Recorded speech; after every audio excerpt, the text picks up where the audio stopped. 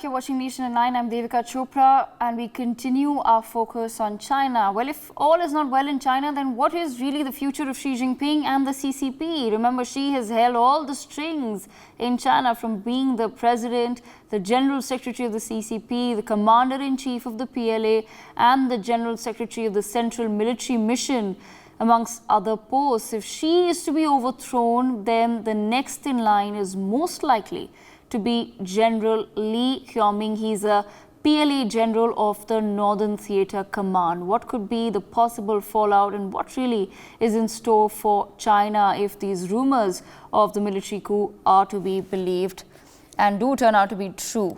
Joining me on the broadcast is also Professor Madhav Nalapath, editorial director of the Sunday Guardian. Let me begin the conversation with Professor Nalapath. Professor Nalapath, what do you make out, sir, of these rumors that have began? Because we've been trying to understand, while the rumors come from an unverified account, there's a lot that has happened surrounding them as far as the plane, the flight cancellations are concerned, the military convoy is concerned. There has not been much of a clarification, neither from the Chinese government, from the foreign ministry, or even from the Chinese media on what's really going on. And the Chinese media is always very quick to respond. Media is very quick to respond about other countries. I'm not very sure that they got a very good record of talking about themselves with any degree of accuracy when they don't want to be accurate.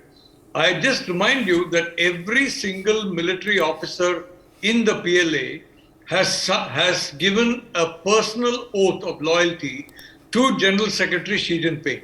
By the way, the only job that he has, which is the all important, President of China. Actually, that's a title that all of us have made up. There is really no president in China. The General Secretary runs the state. He runs the party, and the party runs the state. So that is the situation. Everybody has signed a personal oath to him. The last time I heard about this was when every German soldier in the Wehrmacht gave a personal oath to Adolf Hitler. Look, right. I'm quite frankly, from the very beginning, I have been discounting these stories of a coup against Xi Jinping. Long back, there was a story about General V.K. Singh leading a coup against the then UPA government. Frankly, my first response, I think on television, was to have a good laugh. Thank God for that story, because I had not laughed in some time, and I was very happy to have the laugh. Look, I want to point out one small little fact. If there was this kind of terrific activity going on, there's a little compound in China called Zongnanhai. And in Zongnanhai, the gate is called Xinhua Gate. If you look at the photographs of Xinhua Gate, today, yesterday, day before, you will see completely a normal day, a very lazy, sleepy, normal day.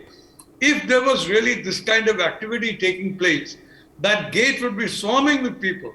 Big cars going in, going out, armed police everywhere. I'm sorry, I've seen some images of Xinhua Gate for the last few days. I've not seen anything unusual. Look, there are two or three explanations. One, it could be that Xi Jinping has been told, look, you can get a third term, but you can't be the Central Military Commission chairman. Right. You remember Hu Jintao, for 2 years, the first 2 years of his general secretaryship, he was not the chairman. Jiang Zemin remained chairman. It could be that. It could also be that Xi Jinping has ordered the military and the whole country to go in for some kind of a mock drill. And we are talking in terms of airfields in Tibet. I don't know if these are accurate, being denuded of aircraft. Airfields in the east coast of China. East coast faces Taiwan. Tibet faces the Himalayan Massif. Now, these are two obvious zones which are threatened by China. Whether this is a kind of an elaborate military drill to kind of check preparedness for some kind of an attack, or for an attack on China, if there is an attack, God knows what. But personally, in my view, I would discount these stories. I don't believe that, knowing the party in China, quite frankly, and knowing the way Xi Jinping has eliminated the enemies of the past, even those who have no power today. Right. He has humiliated them, the present enemies and the future enemies. If he thought, for example, Sumit or me or the general were going to challenge him in the future, believe me, if we were in China, we would have to have some very good life insurance for our families. So he has done a very good job of eliminating his enemies yesterday, today, and tomorrow. Is he in danger? Well, he's maybe in danger from a virus, but I don't see him being in danger from the CCP or the PLA. Okay, very interesting points. So, Dr. Rajul, let me bring you back into the conversation. Whether there is a coup or not, like I said, only time will tell. Do you believe that somewhere perhaps the fact that there has not been even a concerted effort to kill these rumors of a coup perhaps shows that there is someone or something that's happening within China? There are people who definitely want this messaging or this chaos or confusion to take place right before the CCP meet. Is that a possibility? Yes, Devika. I have to tell you that before the 20th Party's Congress, this is a time that we see the condensation of rumors. All kinds of rumors will be spreading around from different portals because, well, we have to admit the fact that what Xi Jinping has been doing for the past few years has infuriated a lot of people within the party. He has created a large a number of enemies on the opposite side of his. But that is very different from whether there is a group or a faction which is strong enough to challenge, to successfully even overthrow Xi Jinping's total control within the party. I don't think it's happened.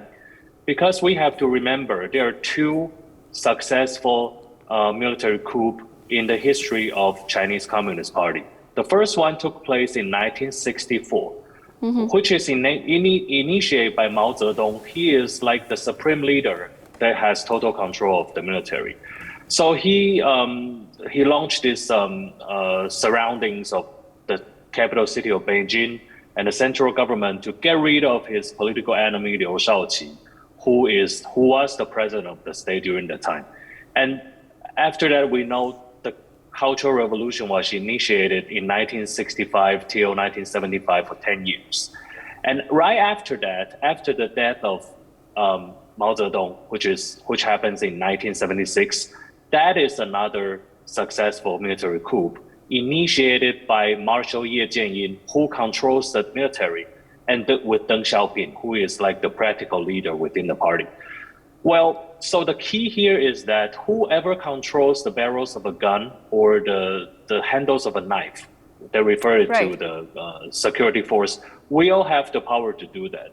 And now we know who have the total control is Xi Jinping himself, because people has been partially ensured the change of the CMC, the Central Military Commission, the personnel has been, people has been sure that in the new reshuffle of the CMC, more than half of people will belong to Xi's faction. Okay, and recently there is another news. The former Vice Minister of Public Security, Sun Lijun, was sentenced to death with reprieve. So this is another signal that Xi Jinping has actually control, his enemies within the party. So now he has total control. So the reason why he is hiding behind is because he tried to see who will be coming out as his enemy so that he can purge them after that.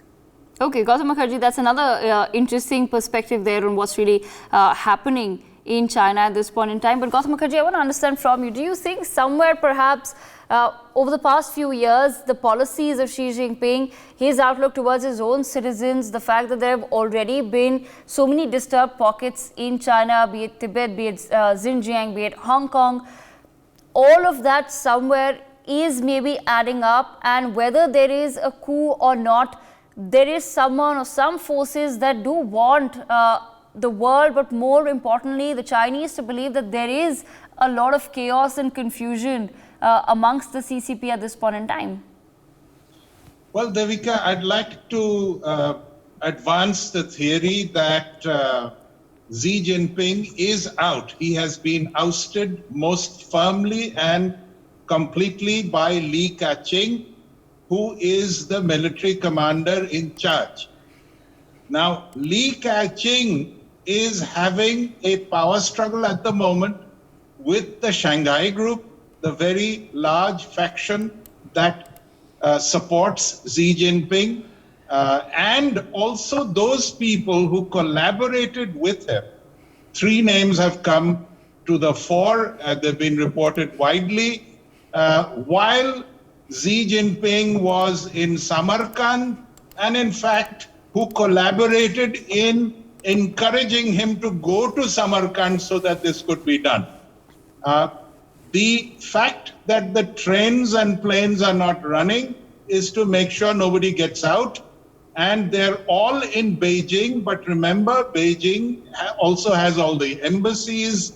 It's got a lot of foreigners. It's got the entire power structure of China trapped in there by Li Giaoming. And now everybody is watching carefully. But Xi Jinping is not in control. That is over. That is my view.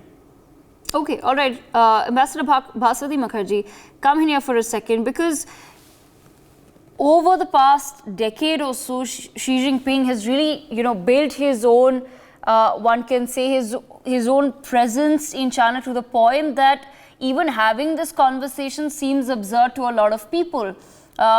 The perception has been created that he is the supreme leader and nothing can ever happen to him. But the fact that he's firing his military generals, he's firing members of the CCP or his ministers, someone who's in control and has the backing is not the sort of person who would have to take those measures, is it?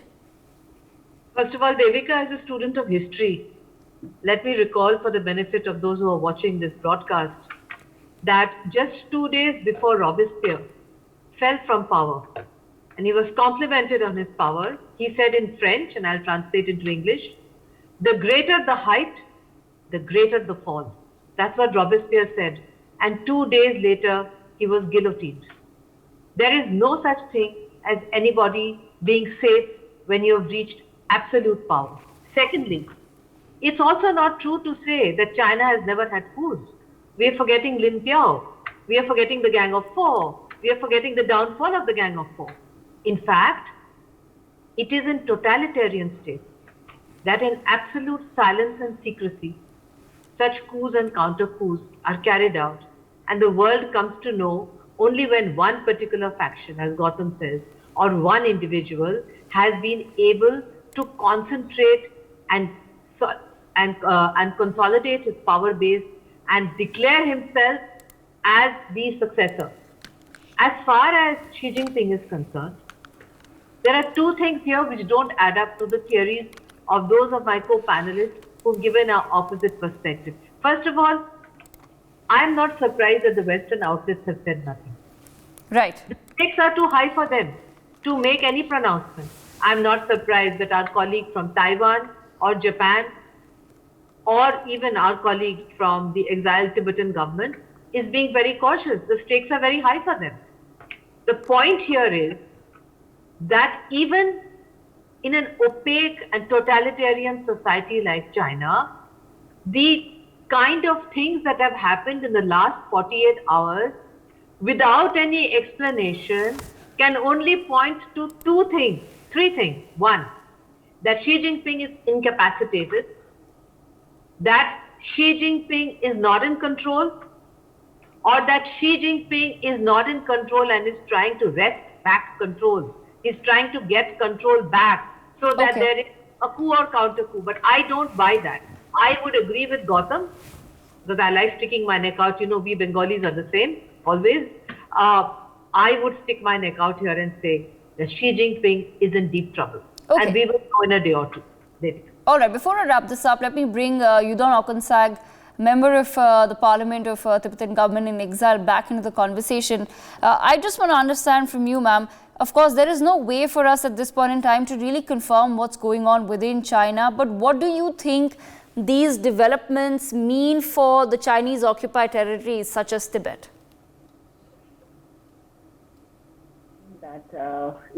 I feel that it's actually whatever is being said now is kind of is kind of adjustment that China is going through. You know, China knows that it wants what it wants. China is very clear about what it wants, and it will clamp down heavily.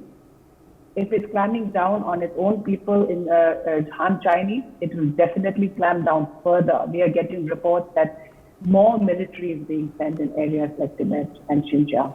Like I just said before, they have placed, Xi Jinping visited Tibet in 2021. We've had more new military equipment, more regular military training, more PAP, People's Armed Police and People's Liberation Army units there. So they are really very paranoid. On one hand, they're very, very paranoid. On the other hand, they are also trying to see how they can really wipe away the identity of people like Tibetans who have really kept the movement alive inside Tibet despite the brutal and oppressive Chinese regime. So, but they have failed for the last many years. They've failed, you know, and we know that our brothers and sisters inside Tibet have kept the flame alive. They will, despite Chinese oppression, they will continue. They are using creative and innovative ways of protest through music, through art, through creative movements. You know, they have kept the identity alive, and they are also voicing their protest. All right. In various forms, including even taking, self-immolation. We've had 2 self-immolations reported that we know of this year. All right, so like I said, that there is no way to really confirm what's going on in China, but I want to, as we wrap this up, I just want to give a last opportunity to our panelists, starting with Professor Nalapat. Professor Nalapat, depending on whatever is going on, and of course the outcome we'll know in the next few days, hopefully, is this then just a waiting game for the rest of the world and for territories such as Tibet, Taiwan, Hong Kong, Xinjiang? Or do we need to proactively perhaps do something? All right, let me take that question to General Sehgal then. Major General Sehgal, please. If you can unmute yourself, sir. Yeah, I can hear you loud and clear. It's an absolute confusing situation at this point of time in China. Personally, I don't think a coup could have taken place. Xi Jinping has got institutional hold of every activity in China, and I don't think he has lost the control in totality.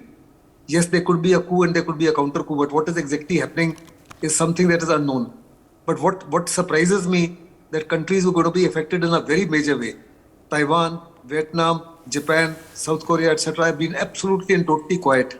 Even Tibet, which has been directly affected, or the Uyghurs in Xinjiang, they've been absolutely quiet. Even the Western intelligence agencies and the intelligence agencies of the rest of the world have been totally quiet on it. So that really surprises me or worries me to the point that has a coup really taken place, and has it, if it's taken place, has it been a success, or has it only been resulted into a counter coup? Only time will tell. But should Xi Jinping actually be removed from power, it will be a geopolitical earthquake. The ramifications of this are going to be across the globe. Right, absolutely. Sumit Peer. I have 3-4 quick points to make. First of all, Titanic was think that it will not sink. The Berlin Wall was never supposed to be fought, and Israelis and Arabs were never supposed to be friends on this earth, but they are friends. Iranians and Iraqis are not. That's point number 1. Point number 2 is, if you look at the Chinese structure, ma'am, she holds Xi, he is the president, he is the head of legislation, he is the general secretary, and he is the head of PLA. If you look at all the 4 pillars, if you have to take this pillar out, that is the PLA pillar, that is the only way you can bring him down. Now, what is happening? That is exactly what might have happened there, because PLA is the only thing where if you pull it back, he is gone, done and dusted. There have been coups in the past which have happened here. Now, incidentally, where China, they have said only 4,000 people died of COVID and 100,000 people got infected. Though 80 crore people are locked for last 10 months for some variant of COVID, which only Xi Jinping knows. Now, incidentally, with the same China which tells you nothing about their economy, their people, what you know about China is as good as what we know about UFOs. The same China told us Xi Jinping suffers from a disease called cerebral aneurysm. Now, in cerebral inertia, what happens? The blood vessels of the head are thickened, get thin, and you can just die sleeping overnight, and there is no cure to that. With that state secrecy of anything to everything, they are declaring to the whole world what is the Achilles heel of China and what is the she is suffering from. This might be the news in few days that the disease has taken over and the things are over. There was no coup. It was just the disease which kicked in, what we declared earlier. Achilles heel declared, told, and already for the people to buy and now agree with. All right, Dr. Roger Liu, I give you the last words. I just want to understand from you, no matter what is happening in China, the fact that for the past several decades, China has presented itself as a politically stable country, has managed to do that. Over the past decade, Xi Jinping has risen to, extensive power in China. If something of this sort has actually happened, if a coup has taken place, do you somewhere feel that this, how do you think that this will impact China going ahead? Well, sorry, I will be taking another side. I think Xi Jinping will be still the next generation of leaders occupying the CCP. But that's a time that we will see a more dangerous China, more belligerent China, more power concentrating China, which will be posed as the biggest threat in the world. So this is something that we have to prepare for. All right. I've completely run out of time, but I thank all of our panelists for joining us to have this, what may seem to most people just a rumor or a frivolous conversation, but trust me, it's not a frivolous conversation. It's a very important conversation to have. We will continue to, of course, track all of these developments taking place in China, but for today, that's it, and thank you so much for watching. For more such videos, subscribe to the NewsX YouTube channel, hit the bell icon.